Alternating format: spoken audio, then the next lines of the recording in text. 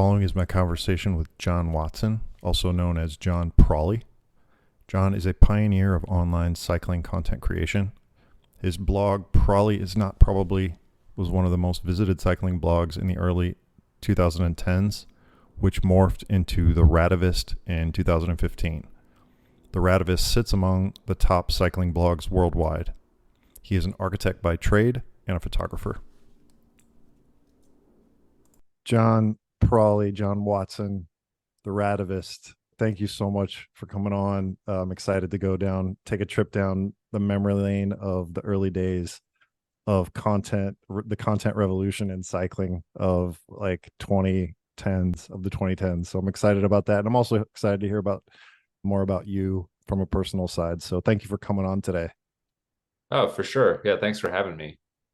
Yeah. So I guess maybe so like I said, you were kind of very much an integral part in kind of the content revolution in cycling that took place in the 2010s. And we'll dive more into that. But just to give people a background, you started your blog, Prolly Is Not Probably.com, and your pseudonym was John Prolly. And then you became the Radavist after that and started the Radavist content blog. But I think we'll get into all that in a second. Maybe we can kind of go back to the beginning, kind of hear about your origin story a little more, how you got into photography, how you got into cycling, all that good stuff. So, man, tell us about yourself, like where you got started. Yeah. I mean, I guess I should start with like when I started riding bikes, right? Because that's kind of like the genesis of anyone that is in bike media. So yeah. I mean, I grew up in North Carolina in a small beach town called Wrightsville Beach / Wilmington, which was kind of like where they filmed Sleeping with the Enemy and like The Crow and even like the Ninja Turtles movies. So it was like a Hollywood influenced kind of surfer bum skater party town college vibe. When the waves were going off, I didn't have a car, so I would just literally ride like this beach cruiser with like a surf rack to the beach. Later I got into mountain biking in the 90s and rode in the Pisgah a lot, which was way different back then than it is now. Asheville and Brevard and that whole zone was just way more kind of like rural and cutty and wasn't as polished and clean and filled with microbreweries like it is. And I went to architecture school and did a 5-year Bachelor of Architecture degree. And to kind of like blow off steam during the crazy architecture student hours, I would ride my mountain bike on these kind of like campus built trails around the University of North Carolina. So it was kind of like just cycling for me at that time was better than going to a gym. Like if I was indoors all day working in architecture, I didn't want to go sit on a treadmill or something like that. And I really, I've just had a lifelong fascination with nature and reptiles and amphibians and weird animals and stuff like that. So fast forward to after I spent some time in the Netherlands and in Europe after architecture school, trying to figure out what I wanted out of life, which was essentially like a car-free lifestyle where I could ride my bike anywhere and design buildings for, not only the community of certain places, but also like high-end residential. I really just was kind of enthralled with the work of like Peter Zumthor and, Herzog and de Meuron and OMA and all these really just amazing architects that we had studied in school. And I wanted to do work like that because you spend basically every waking minute of your life when you're in architecture studying these buildings. And so I didn't really have the capacity to move to Europe. Like I paid for my own school, like, student loans and all that stuff. So New York City was like the best thing, next best thing for me. So after spending some time in North Carolina working at a local office and having to deal with like the Southern good old boy and like the super kind of just racist like institutions there, I moved to New York, had a pretty good portfolio, won a few thesis awards in school, had a dean's list academic record and all this stuff. So got a job real easily in New York because I knew the true dimensions of a 2x4. And so much like architecture school, I use cycling to kind of like blow off steam. So I would ride my bike in every day to work, to the office, and the fixed gear track bike thing was really blowing up then. And so I So was we're spending the weekends. Yeah, I was spending the weekends kind of going through and just what's up? Oh yeah, no, I was just gonna say. So we're talking. This is like the early, like 2007, eight, or what time frame? Give us a period. Oh yeah, totally. Sorry. That's Yeah, okay. so this I moved to New York in like 2005. Okay. So yeah, I graduated from school, spent a little time, and then basically moved straight to New York City. And there was So some yeah, fixed like there was some fixed gear kind of rumblings bubbling up in the city that you were seeing. yeah, I mean, track bikes and fixed gears had been a thing in New York since like the 70s. It was like a lot of bike messengers were riding them, but I had honestly never even seen someone riding one in the street. Like in my stay in the Netherlands, I went to Belgium because I, loved Eddie Merckx and that kind of stuff. And the hour record and just velodrome racing in general to me was like this super minimal, beautiful thing. And then suddenly you're seeing these guys like gliding through the streets just symbiotically with the chaos of the traffic, and these illegal alley cat races that were being thrown, and there was all this stuff that was happening around bikes in New York, and no one was covering it. It's not like traditional bike media gives a shit about some Jamaican guy riding an Eddie Merckx. It's just not, the I think these like tiny street cultural pockets that happen aren't really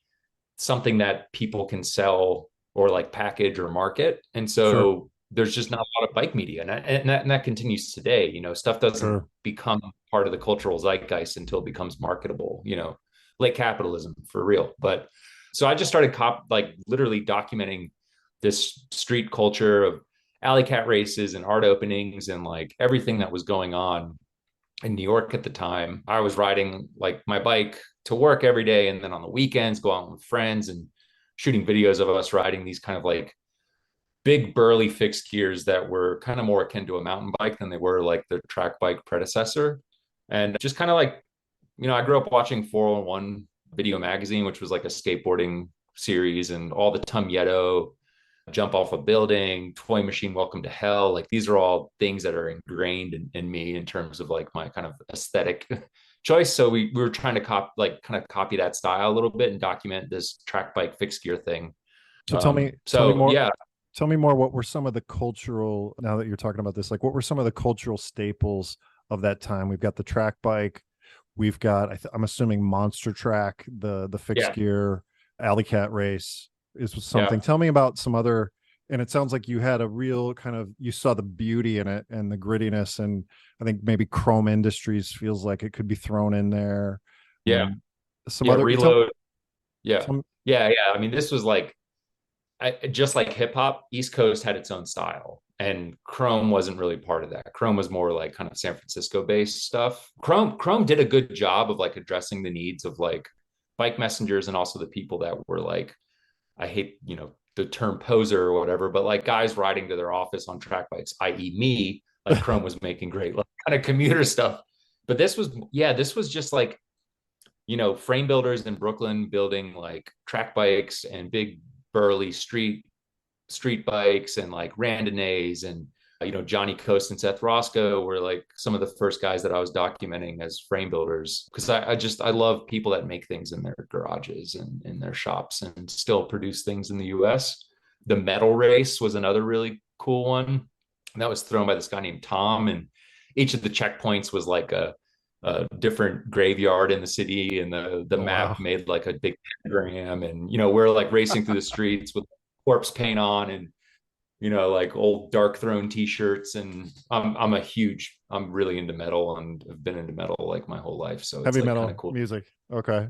just like And black metal and doom metal and death metal and stuff like that. But yeah, so really it was like just documenting these events and documenting these people that were making the events happen. And there were, New York City, just it's a city filled with so many different styles and aesthetics, and then you throw the popular fad of cycling into it, and it just like explodes with vibrancy and colors. And that it's funny to like, talk about like diversity and diverse communities in like the modern context, but like places like New York City and San Francisco and Toronto, like have always had these really diverse, vibrant cultures. And as a white guy from the South that grew up in North Carolina, like I kind of felt at home being in these spaces. And so I just continued doing this blog like part time on the weekends, and then the economy burst in 2008, So tell me, and I lost my architecture job. this was probably is not probably, or what was it called initially? Yeah. This was probably is not probably. That nickname is a long-winded story that is not even worth going into. But yeah, Okay, maybe another so episode. yeah, maybe another episode. It's a whole thing, but yeah. And so I just 2008 hit, the economy tanked, architecture just completely hit the bottom of the financial barrel. I couldn't get a job anywhere because one of the byproducts of New York City's architecture community is that it's essentially run by trust fund kids who went to like Columbia and Harvard and that can work for free because their parents are loaded. And Sure. so people like me who grew up in like lower income houses, like families, like, and Working that were class. paying for school, yeah, working class just couldn't afford to live that lifestyle. So I was getting job offerings for like 18 grand a year to be a senior project designer. So which is impossible. So I think I went on Twitter at the time and was just like, I can't find a job. I don't want to leave New York, yada, yada, yada. And some brand hit me up and was like, hey, have you ever tried to sell an ad on your website before? We'd buy an ad. And then, as soon as one ad pops up, more ads pop up. And suddenly I was making better money doing this culture blog website on cycling than I was a senior project manager for a high-end Manhattan architecture office, which is a sad state of architecture and also just kind of again capitalism. But yeah, and then I realized that I felt like I had done all that I could do in New York at this time in my life as a cyclist. Like I was already doing kind of like cutty urban like campouts, like loading like a Caritas bag on my road bike and driving down or riding down to Philly, taking like these like little towpaths and like kind of inner city single track, and we'd camp somewhere along a little canal or whatever and ride in Philly for the weekend. Or a lot of times we would do this like before the Philly Bike Expo and then ride back to New York. And it was just like a cool way to like travel around by bike, especially in the Northeast, because there's so many little interconnected communities. So I really just, I was missing living somewhere with like better access to trails. And I think I'd gone down to visit my friends in Austin, Texas in like 2009 and was like, you know what, I'm just going to move to Austin because it has mountain biking, it has road cycling, it's whatever, it's a little more Western. So moved to Austin, continued doing what I was doing, which was like documenting mountain biking, road cycling. We were going out on little bike overnighters and camping trips on our bikes and shooting a lot of film and just kind of, really just trying to showcase like everyday cyclists and using their bikes, ranging from brand new touring bikes to like, vintage Miatas, and just really trying to like stoke people out on getting out on their bikes. So this was after, what was this, 2010, 2011? Are we Yeah, talking? that's about 2010. Yeah. Okay, so can we back up though? I spoke Yeah. with Juliet Elliott. Do you know Juliet? Yeah. Yeah.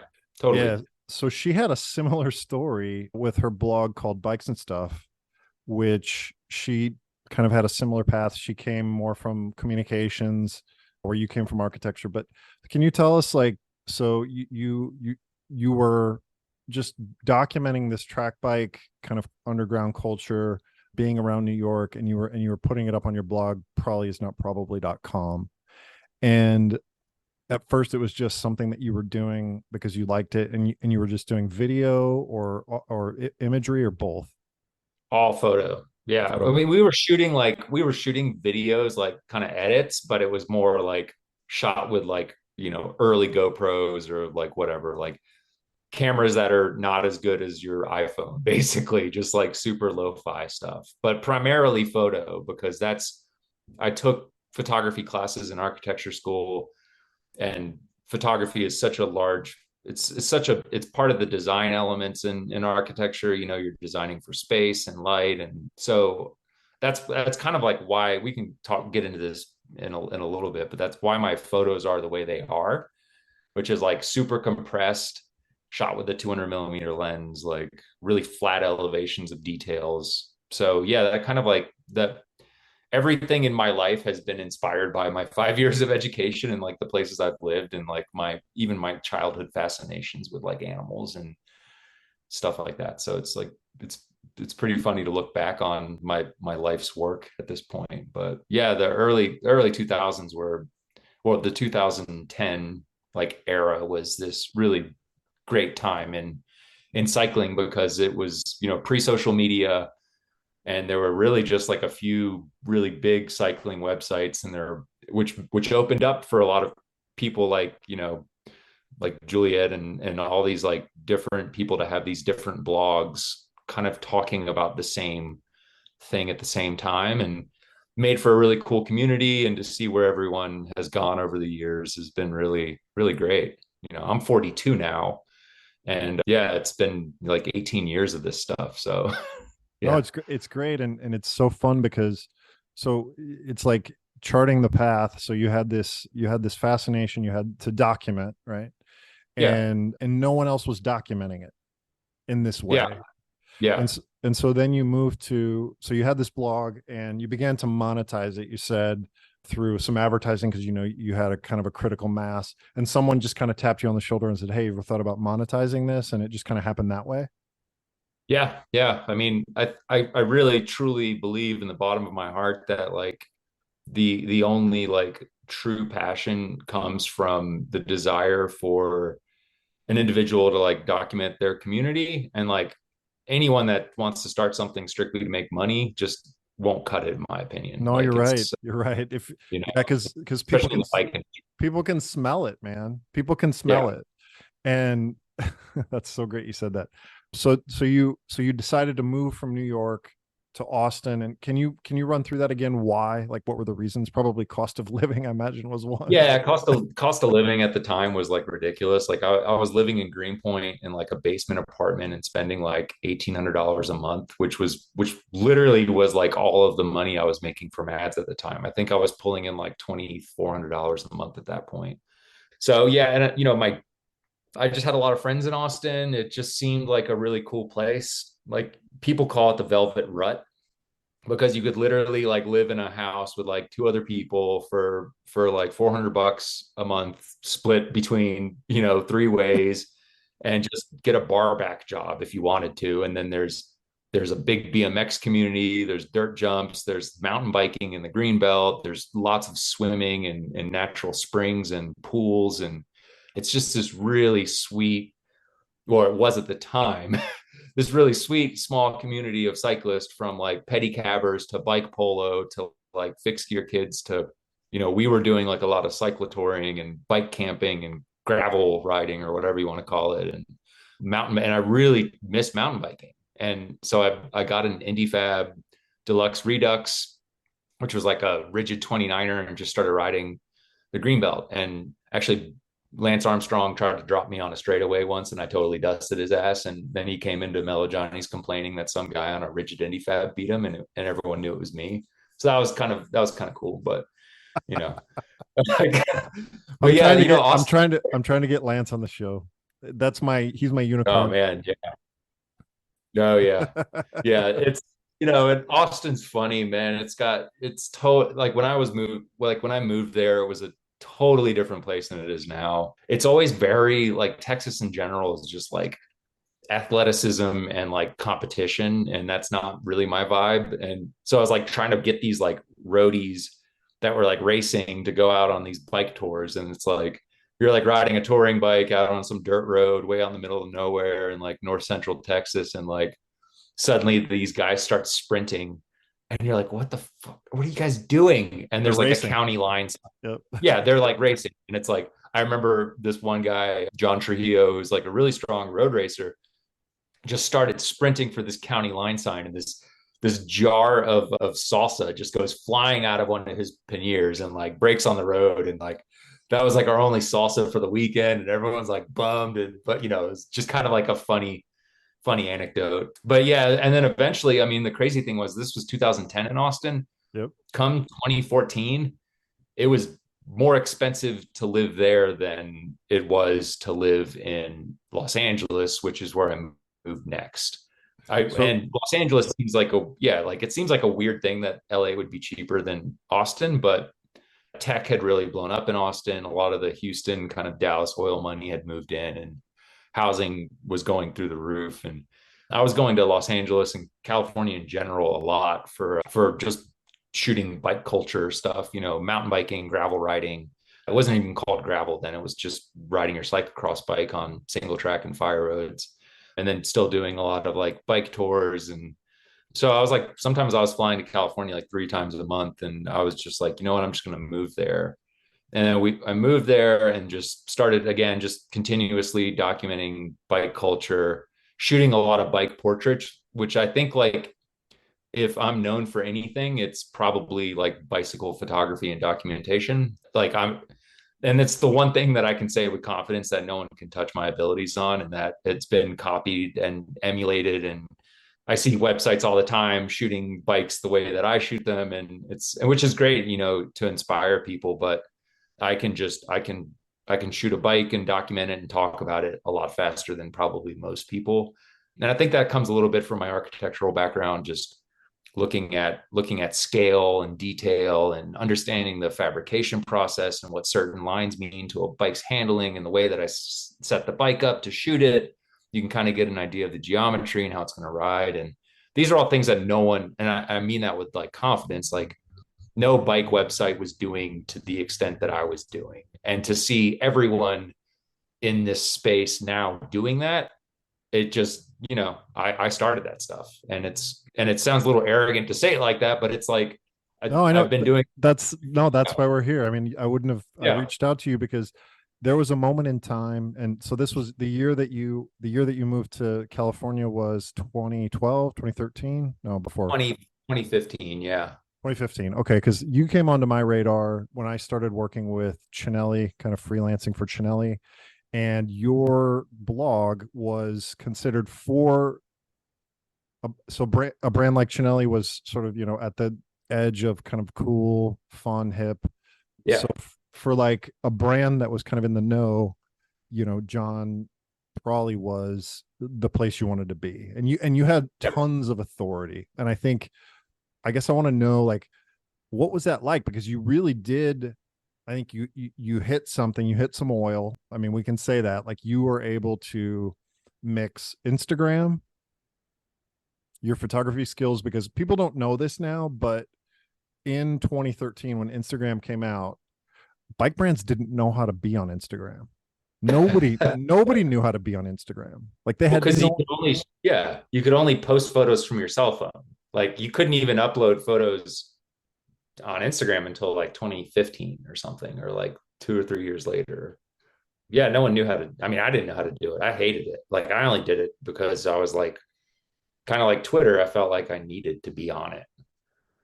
but your But but yeah, your well, skill was with photography. I think another person that was part of this was Mike Martin from MASH, oh yeah, totally. which was had a photography. He was a professional photographer. Like, he did big time photography work.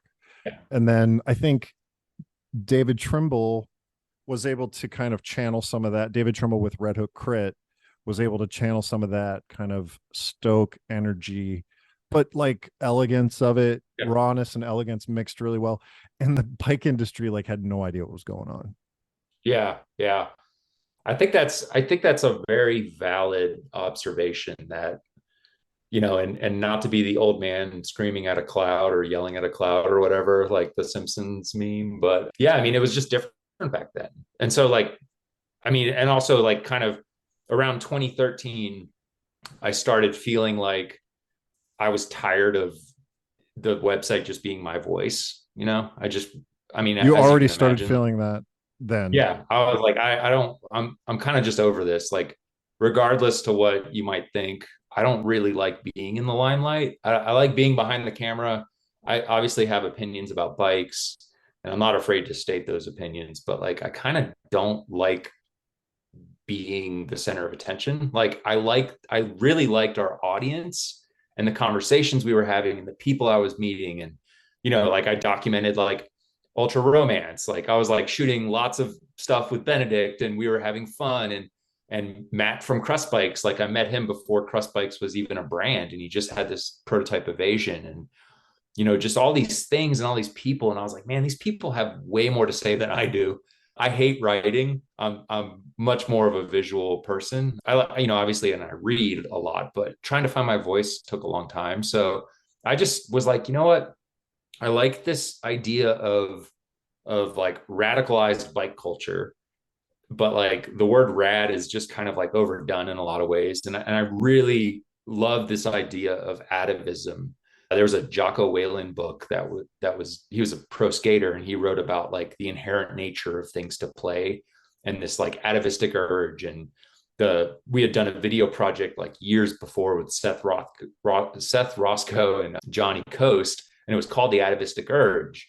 And so I was like, well, what about if I called this like site? Because I really wanted to rebrand my site too, because like Prolly's not probably like looks stupid on a t-shirt. The logo was like an old Viking, just based on like my kind of Finnish like heritage or whatever. And I was like, I want to do something like that transcends cycling, right? I want to have a brand. Most importantly, I can do the storytelling, I can do the photos, I need a brand.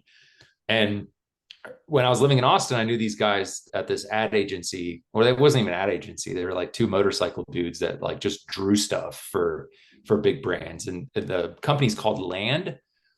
And they did like the Ace Hotel branding stuff for Polar, Madre Mezcal, Old Pal, which is like a weed company. And like, they just had this like very interesting folk arty, like inspired hand style. And so we literally came up with this logo, Which is what is it's it? just I call it a jackal because that's like the easiest thing, but it's a made up animal. Okay. It's based off of like older, like Grim. There's a Grim fairy tale illustration that had this like weird, like kind of like jackal lion dog looking thing with a long tail.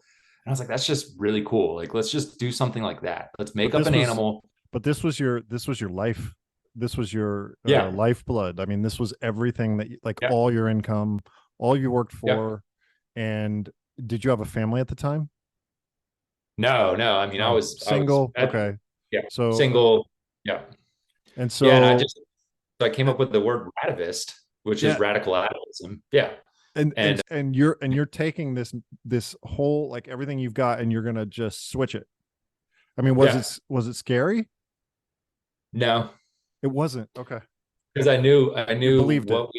yeah, I knew what we were doing was relevant. I knew it honestly, it's still the best looking branding in the bike industry. Like it, and it's still the thing that you'll see people wearing this hat that don't even ride bikes that just like the way it looks, Sure. which is, the success, the telling of success. But it's like, in architecture, you learn these things and you learn about intention. And intentionality is something that is really important at not only kind of helping you figure out like what to do, so like a party, a model, a sketch, like it later informs the entire design process. And so this intentionality was like, create a brand, create good branding, have a unique name so that you can get the Instagram handle and the website URL and like all that stuff and the trademarks. And I don't want to have a website ever that says like bike or cycling or anything in it, because it kind of just limits you. Like why not design for future expansion and freedom, Sure. and think about like what the cultural zeitgeist is, where in this moment it's going to be completely different in 20 years in the bike industry. So like the Radavist has an ability to morph and change and adapt I get it. and mutate. Absolutely. Yeah. Absolutely. But if you call it like, gravel riding in North America.com or something like that, like no one's, No, no, I get it. yeah. I get it. But there Yeah. is something to be said about niching down. Yeah. That Yeah. Yeah. Yeah. I mean, and I've figured that out. Like yeah, I mean, SEO is not favorable for us. Like I could we see have to that. do a lot I could see that. yeah, but it's, I mean, obviously this is like a life of like learning. And yeah, so I basically flipped the switch on April 1st, like 2014, yeah, I think 2014. everyone just kind of like lost their shit. We initially just displayed the logo for the day leading up to the switch, and people thought that we had gotten hacked, which was pretty funny. Like, I'm a lawyer representing media companies, and I can help you get your website back. And I was like that kind of stuff. We launched these hats, which, again, it's not a cycling cap; it's a lifestyle hat. We launched shirts with the logo. Again, no bikes. I don't. We've maybe done like maybe 2 shirts total that had an actual bicycle on them, and we just started hitting really hard with merch. No one was doing this in bike media. Like, you didn't go to like bikenews.com or whatever website and buy a bikenews.com t-shirt. Like, it was, especially a bikenews.com t-shirt that didn't have a bike on it. It's like this weird fucked up looking animal that we made. And yeah, but like the kind of like the definition of like the what the site was has changed so much over time. It was rubber But side up. Rubber side up was the yeah, that was the motto. Yeah. that And was the it's like motto. having to explain that to people and they're like, I don't get it. And you're like, okay, so time to change that. And But you so see, living in I love how you're flexible. Like you're flexible. yeah, You seem to be kind of a student of, like, you really seem to be passionate about creating content, but creating a package. Like, you're very intent about how you build it. Like, that's really interesting. You said, okay, we had this motto, but not, sounds like you changed it because you were listening to the people. yeah. Yeah, it's like, what if you have to explain something every time to people, like it's Not working. pointless to Yep. keep. So I was like, well, whatever, let's get rid of that. And at the time, like I was, you know, there's really no public land in Texas. And so once I moved to California and started going out to the Mojave Desert a lot more and started working with trail organizations, building mountain bike trails, and really started like talking to these people about like the representation of mountain biking. I was just like, man, like Shred Lightly, that makes way more sense. That embodies our ethos on the site, which is sustainable travel by bicycle. It's catchy. It sounds familiar, like Shred Lightly. Like, it kind of like talks about the relationship between hiking and like backpacking and even car camping. It's like you can all these things, like you have to be aware of like your impact and how it affects others and the environment and all that stuff. So Shred Lightly became the new logo. I really started hitting the deserts of and the high kind of like mountainous terrain in California hard because I really hated living in Los Angeles. So I was gone like every weekend doing something, or sometimes just for like a month, like out in Death Valley and the Mojave and the Inyo, and going out into Nevada, and just really these dry and arid places were really like my thing. And that's kind of like where my wife Carrie and I like really started to like solidify our love for each other, and also just like our love for this just the weird folk art stuff that you see in the deserts, and these old maps and books we were reading and about places to go and things to see, and like hot spring guides from the 70s, and like Jeep routes that actually turn out to be quite like awesome bike touring routes. And so we started doing these big gnarly bike tours in Death Valley and in the Inyo National Forest and just kind of everywhere.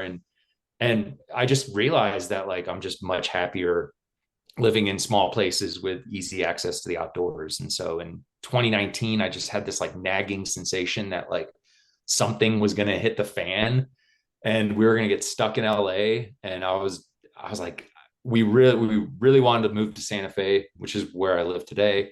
Carrie's family's got roots here. I Okay. love the ease of access to the outdoors, low population density. There's 80,000 people here.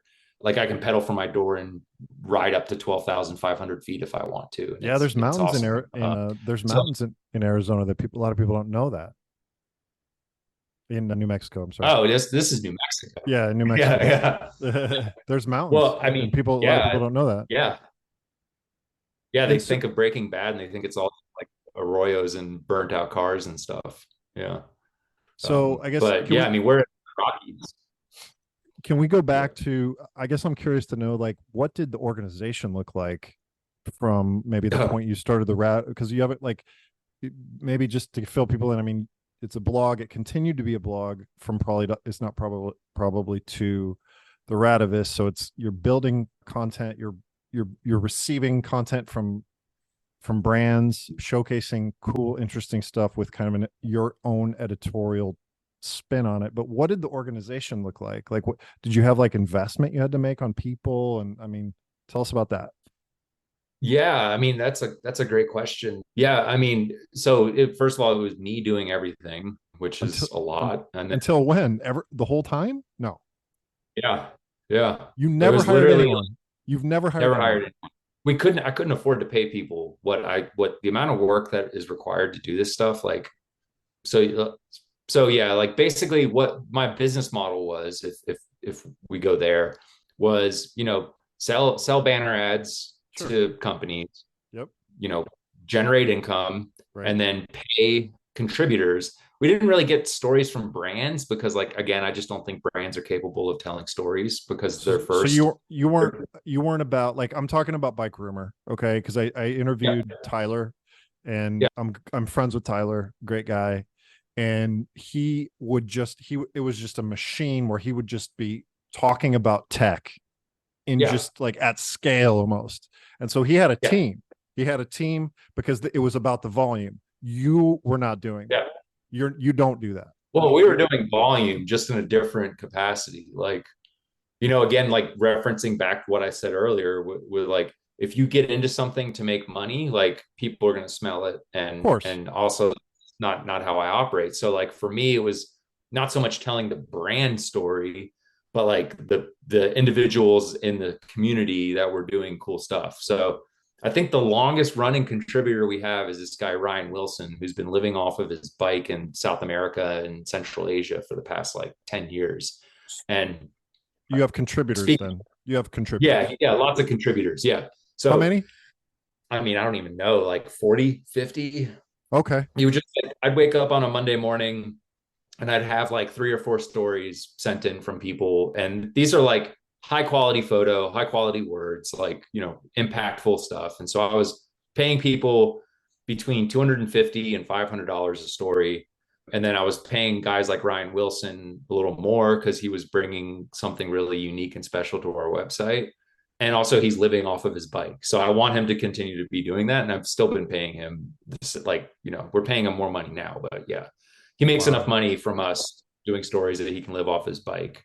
That's And an but interesting I it's an interesting model because it sounds like yeah, the value there is obviously your website, your following, your newsletter list, but also these relationships that you have with these contributors.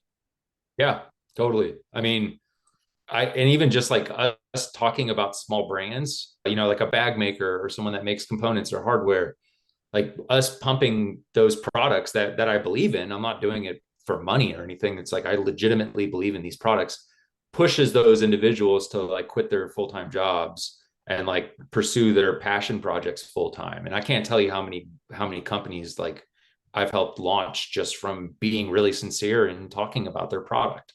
Same with a lot of contributors, like a lot of like people that have shot for us go on to shoot for the New York Times and stuff like that. And I'm not saying the New York Times reads the Radavist, but like I think we give people a platform to establish their editorial voice and style, which then gives them confidence, and then they can go out and like start nailing some of these bigger fish. So, but yeah, I was just literally doing everything myself. When Carrie and I met 7 years ago, she came on and helped me sell ads and helped ship the merchandise, Okay. which was huge because I'm horrible with money and I just can't manage doing everything myself. So she was like the first full-time employee. We were dating, it's kind of a thing that happens sometimes, right? Hopefully. And yeah. I mean, like Uh, I think she was a photo producer too. So she would really help with photo culling and kind of like photo editing. We were doing commercial shoots where she would produce the shoots and I would shoot them, obviously. So brands were getting like a killer deal because I would only take commercial shoots that had a story, like something going on that was just a little bit different than like shooting some shoes. And then usually like I would just post the story. If I was happy with the photos and the scenery and everything, I would post it on the website. So they were getting, so much value add because we had an in-house producer, we had a photographer, me, and a platform to share these stories. And so I know a lot of brands have been really happy about having their photo shoots up on the site over the years, which is great for everyone, I think. So yeah, like, and but the cost of living in Los Angeles was getting a little bit too high, and I couldn't live around 10 million people. There's a great community of cyclists there, but I also just hated having to drive every time I wanted to ride my mountain bike. And so yeah, we got this bug up our butt to like try to find a house in Santa Fe. And in 2019, we basically signed a contract, and then like early 2020 we moved out here, and then like a few weeks later the pandemic hit and it was like full lockdown. And so it's like kind of got out of the city just in time, and but Sure. then moved to a new place where like everyone is locked down, so it was really hard to meet people or to be social, or and it's honestly still taking me a lot of time to pull myself out of that tendency of riding by myself and doing a lot of stuff by myself here. So you're still I building went that. from You're building your community there still. Yeah, I mean, there's an existing community that's great, and there's a lot of people that have done a lot, from our local trail organization, the Fat Tire Society, to this guy Kevin Hinton does like local overnighters, and there's a few bike shops here that are really doing a great job at like just making a cycling community in a place that doesn't really seem on the surface to be like that great of a place to ride. Like we're at 7,000 feet here, so the winters are pretty gnarly. It's like negative 10 degrees and windy, and then it's really hard to ride here because we're at 7,000 feet. We're higher than Boulder and Denver, and we're higher than I Durango. didn't realize Santa Fe Yeah, was that high. That is crazy. Higher than yeah. Denver. We're higher than Taos. Like everyone thinks Taos is like in the clouds, and we're higher than Taos. And but like we are surrounded by the southern terminus of the Rocky Mountains. So like there's hundreds of miles of trail that's bike legal, and then there's thousands of miles of trail that's in wilderness. So it's like you're literally, and then there's rivers to raft and fish and like all this stuff, and you're in this affordable place, well, ish at the time, that is super flat in town, but then like goes up to 12.5, and you can ride single track all the way to that. So it's really funny to me how like people from Boulder come here and they're like, we have a local bumper sticker that just says, "I'm from Boulder, so dot dot dot," and like people from Boulder come here and they're like, "Well, I'm from Boulder, so like I like riding gnarly stuff." And I'm like, "Okay, cool." And I take them on like this really fucked up trail, and they're just like, "What is this? This isn't even a mountain bike trail. This is a hiking trail." And they get all like flabbergasted, and I'm like, "Yeah, New Mexico's definitely got this like a little bit more rowdy, a little bit more cutty, a little bit more unpolished edges compared to our neighbors in Colorado." But the Southwest, Arizona and New Mexico just have this great style. It's got history. Some of it is really dark and gross history, and it's got this like really beautifully rendered kind of vernacular with like the adobe houses and all of the kind of like Spanish conquistador era churches and stuff like that. So it's a little bit different. It's cool to run a media company out of here because there's not a billion influencers showing up on every ride taking selfie videos of themselves talking about their new cycling jersey they're wearing.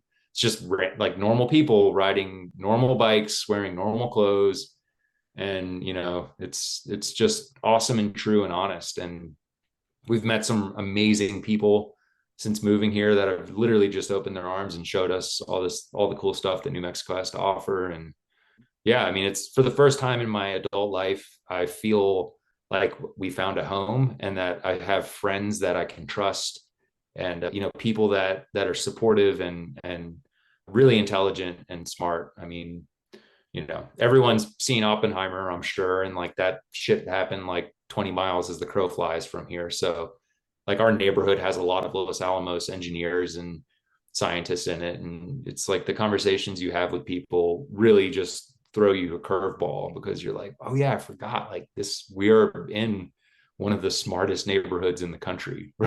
So Wow. which is really cool. But yeah, it's just and now it's like I mountain bike more than I gravel ride. Like I was riding a lot of gravel in LA, so the content has definitely shifted, which I'm sure some people have noticed, which is also just how it has happened since the genesis of this media company. It was like track bikes and fixed gears and urban mobility in New Sure. York, then like touring bikes and cyclocross racing and road bikes in Austin, and then cyclocross slash gravel bikes in LA. And now it's like, now we're in real mountain bike terrain. So you don't want to come to Santa Fe with a gravel bike. You want to come to Santa Fe with a mountain bike. So it sounds like So that's kind of like, you've been able to have your voice, and it's you're like, everybody's a content creator now. yeah, yeah, Now yeah. I'm yelling at the cloud. Everybody's a content creator, but it feels like you really are a professional veteran content creator in the purest sense of the word, because you're creating content based on your passion, telling a story, with an, obviously, I mean, I hear you, you're deliberate about it. You said, I sell merch, I make nice clothing that people want to be part of the community, so I can support myself to have this community, because otherwise, you wouldn't be able to do it. But it is like, like you have this really hard edge of a creator that you're able to just kind of infuse. And I think that's what makes it so unique. And like, what are you seeing today? Like, are you having to change your strategy at all to continue to have the quality of life that you want? I mean, are you able to just continue doing what you have always done based on Yeah, what's happening that's on the platforms with, things, TikTok, I can call TikTok out. TikTok. And Yeah. yeah. Or, I mean, are you having to change? I mean, there's like, yeah, I would say so. I'd say like if anyone is doing media, it doesn't matter if it's bike media or car media or whatever, like you are changing, you are constantly, and the rate of that change, like the permutations that you go through are much more accelerated. Everything is focusing on the future and like what's next. And like, you get commenters that are like, that literally like try explaining to you what a touring bike is, and you're like, dude, I've been doing this shit for a long time, like, and people's attention spans are like in the Sure. trash. Yeah. And like, I'm going to be honest here, like we inspired an entire movement in cycling, so everything looks like something we did. Like I like the only site that kind of comes close to doing what we're doing has like completely adopted our logos, completely adopted the way we talk about bikes, how we shoot them. And it's like I'm constantly having to, our merch gets straight up copied. So like at one point, Carrie, who's a woman in the bike industry, is like seeing this website copying all of her merch while virtue signaling that they need to support women in cycling. And she's just like screaming at top of her lungs, like, you're copying a woman's design while posting virtue signaling bullshit about like supporting women in the bike industry.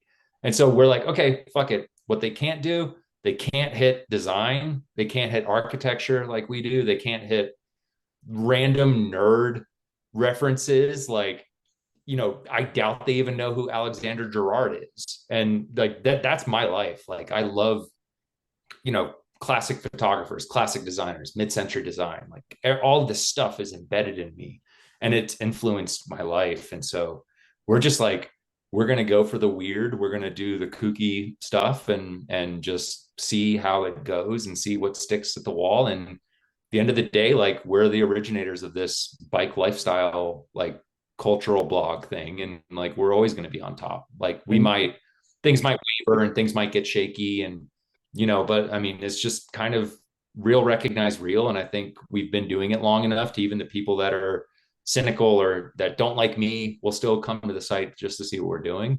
And this is where I get in trouble because I just run my mouth and like people don't like opinions. But yeah, I mean, I think we've got some things that are literally being designed right now that I think are gonna really shake this kind of community in a good way. Like things that I've been wanting to do, but just haven't had the capacity to on my own. And so I'm really looking forward to like the next stage of what this website will become. And honestly, like I think the thing that's gotten really interesting about the bike industry is that the bigger brands are suffering right now and the smaller brands are picking up the slack. And so with that, you get these accelerated design like kind of versions of bikes, right? So like a company like Esker, it's a really small mountain bike company, can make a bike that addresses the specific community it serves needs a lot faster than a company like Trek or Specialized that has to go through the gauntlet of board meetings and stuff like that. So I think you're seeing this kind of like get out in the woods with your dirtbag friends, do some drugs, have some fun. Who cares about how fast you made the climb? Who cares about how fast you descended the descent? Let's just get out and get back to the roots of mountain biking, like Wendy Cragg was documenting in the late 70s and early 80s. Because that's what I think people want most of all is community, and they want to feel like they're part of something. So create this venue, or at least change the venue to No, I get it. address the Like, community. I get it, man. Like you've got this is your these are the values. Your values are, to create and to kind of explore this kind of weird, interesting stuff. And it seems to be working, man. And I hope it continues. I wanted to ask you, I read that in 2021 that you partnered with the Pros Closet. Can you tell us a Yeah. little bit about that? Like what brought that about? Yeah, I mean, it was that they were, I think, like the fourth company that offered to buy us in about 3 years. And they were the first company to give us like a legitimate offer that acknowledged that when you're a small business owner, you essentially write off everything. So when you look at your P&L report on paper, if you're bringing in $20,000 a year, like you're not worth anything really. And in terms of a traditional M&A acquisition model, which relies on either, for those that don't know, and this isn't really talked about a lot, an M&A model traditionally lies around a 3x or a 4x purchase. So your bottom line, like what you net every year, is multiplied by 3 or 4, and that gives you what your company is worth. So, and then on top of that, you add in your salary, your 401k, any bonus, like all the stuff that just comes into like being an employee for the purchasing entity. So we got an offer from TPC, that the Pros Closet, that was great. It And promised. where are they from? Where are they based? They're out of Louisville, Colorado, which is like a kind of sub community of Boulder. And they started basically, Nick Martin, the founder, started basically going around to ex professional cyclists and buying their old bikes and then selling stuff on eBay. And so now their business model is certified pre-owned bicycles, and then also components and accessories, and overstock stuff. Like if Specialized orders 3,000 kits of SRAM GX and then they can't get frames or whatever, TPC will buy that overage and sell it as like OE packaged, like kind of like white label or gray label stuff. So, but the tendency of e-commerce sites to grow a media branch internally has been like a growing trend in the kind of like VC backed world. So they were like, we have X number of dollars to grow this like media branch of the Pros Closet, or we can just buy a media company. And honestly, they've done a great job at like letting us continue to do our thing and just leaning on us for like special edition bike models and like media stories and stuff like that. And I think that's where TPC got it right, is they know that the Radavist has a dedicated following that has a voice in the industry. And if you start really heavily handedly like over trying to sell your company on a site platform like that, like the traffic's going to die and the people are going to leave. And so they've actually like given very little feedback in terms of like how we operate day to day. I have like a bi-weekly meeting with a manager, and he's just like, yeah, your traffic's looking good. Like this piece did really well. Sweet. And then we have like, a Pros Closet ad at the top of the page. And then we sell some Radavist edition Sklar bikes that we have listed on our content. You wouldn't even really tell that if you come into the website the first time that like we're owned by a corporation, which I think is great, because we're still very community based and very focused on, smaller companies and stuff like that. So You sold 100% of the business. yeah, yeah. And why did you do that? Why? Honestly, because I've been doing it for like 16 years by myself and was completely burnt out. And we could not afford to hire a full-time editor, which in my opinion, a full-time editor should be making between 70,000 and $100,000 a year. And I'm not one of these people that can like look someone in the face and be like, work for exposure Yeah, or like, right. Whatever. Like I need to be able to like treat people like humans. So And I you know didn't that's like have a you thing. didn't you didn't have the gross margin to hire someone and then continue to have a salary. So you were like, like, Uh, I can't do this in terms of like being able to take it to the next level. So you decided to try and get some help. yeah, And no, I totally get it. I yeah, mean, it's like you were kind of married to your job at that point, and you would have never really been able to take a vacation even. yeah. I mean, I still can't. Like even on our Okay. honeymoon in south of France, like I was still working every day because it's Yeah. just. You So love it. we have a full time editor, Josh Weinberg, and then we have a practically full time slash part time copyright editor and journalist, Haley Moore, who's been amazing. She's like just been killing it for us. Josh and I are kind of like clones of each other. Like we kind of do the same thing. Like we're Josh is an exceptional photographer. He's great. He writes great reviews, does great event reportage. Like all this stuff is great. And then we manage a bunch of contributors and subcontractors that do work for us. We have like real salaries thanks to TBC. We have 401k. We have all this stuff that I couldn't do on my own. Sure. Part of the hardest part about being a small business owner is like asking for help. And I think that's the thing that I'm probably least accomplished at is being able to tap out and be like, okay, I can't do this shit anymore by myself. And Carrie and I crunched numbers all the time before we sold to TPC, and it just wasn't possible to scale the business. And we had just kind of accepted the fact that No, I like get it. it's not going to grow; it's just going to stay. I get it. Yeah. No, I So, totally get it. I mean, but yeah, in my little world, there's a point where you're like, you've seen this movie enough times where you're like, okay, I know where this is going. yeah, I know exactly where this is yeah, going. yeah, and it's burnout. Yeah. that that's Pain. yeah.